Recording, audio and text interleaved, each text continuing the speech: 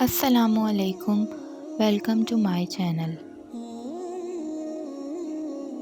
ابلیس کی جانب سے نمازی کی مدد۔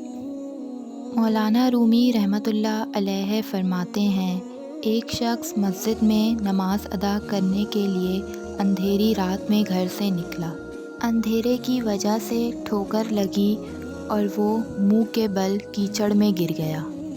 اٹھ کر وہ گھر واپس گیا اور لباس تبدیل کر کے دوبارہ مسجد کی طرف چل دیا۔ ابھی کچھ قدم ہی چلا تھا کہ دوبارہ ٹھوکر لگی اور دوبارہ کیچڑ میں گر گیا۔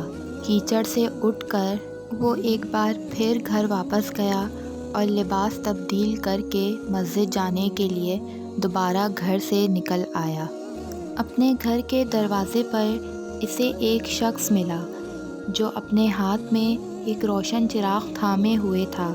چراغ والا شخص چپ چاپ نمازی کے آگے آگے مسجد کی طرف چل دیا۔ اس بار چراغ کی روشنی میں نمازی کو مسجد تک پہنچنے میں کسی دشواری کا سامنا نہ کرنا پڑا اور وہ خیریت کے ساتھ مسجد تک پہنچ گیا۔ مسجد کے دروازے پر پہنچ کر چراغ والا شخص رک گیا۔